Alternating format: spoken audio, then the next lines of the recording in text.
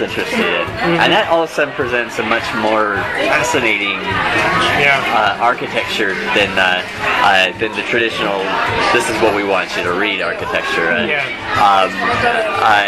it builds relationships as you do it too, because these people are seeing what their friends are doing, and then they go and they talk with their friends about what they just read on your site, and now you've put your site into their conversations and into their communication, and now you're part of their culture, and that's one piece of the relationship side.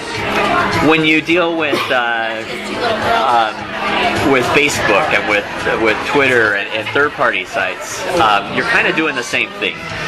With a Facebook page, you're putting your message out there, but you're letting people talk about it, and you're letting them like it and share it with their friends. And again, your message is getting injected into their conversations, and it becomes a part of their culture as a result. And once you're a part of their culture, they'll naturally want to purchase your products. They'll naturally want to share, and they'll naturally want to. Your reputation will naturally grow, because your community will grow, and your community will stand up for you as a result, and awareness will get larger about you. So by focusing on relationships, all that stuff naturally gets taken care of. And you can focus on each individual one, but with each individual one, you need to ask yourself, how can I use relationships and foster relationships to help improve this particular thing we're trying to fix? Okay. Does that make sense? No, it does, yeah. I'll only take a look back here for a second. And you'll find the really good social strategists will focus on that and not just the Facebook page or Twitter account. That's key. Some more, okay.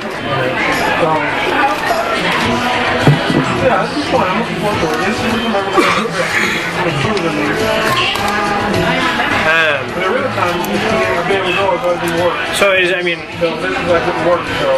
maybe for example, for entrepreneurs, what do you see an entrepreneur new business's approach to? It kind of sounds like you talked about building. You can build numbers, build relationships. What's an advice you'd give to somebody starting a new business on how to implement that? It's easier now for entrepreneurs.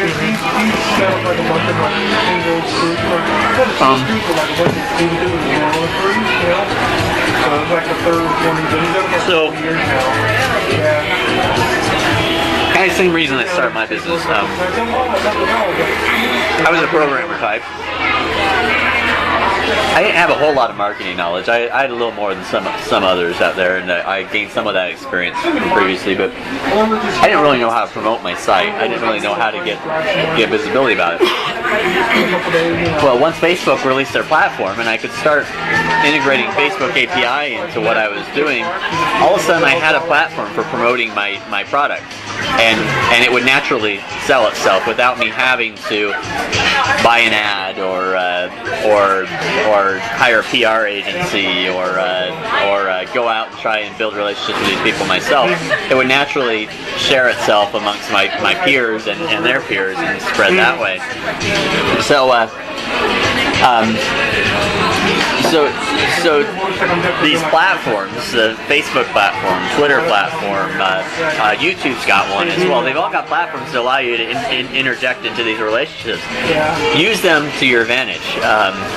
Specifically, I'm talking about for technology entrepreneurs. But for technology entrepreneurs, how can you integrate Facebook into your product to enable your product to naturally share itself? And it's really simple. Your programmers shouldn't have to have much more knowledge to be able to integrate this. At a minimum, if you go to developers.facebook.com/plugins, there's a whole list of, they call them social plugins there, that you can copy and paste code into your website and immediately have ways to see the most liked items on your site. Maybe a little bit, yeah. Okay. Thank you. I'm still finishing mine. Yeah, no problem.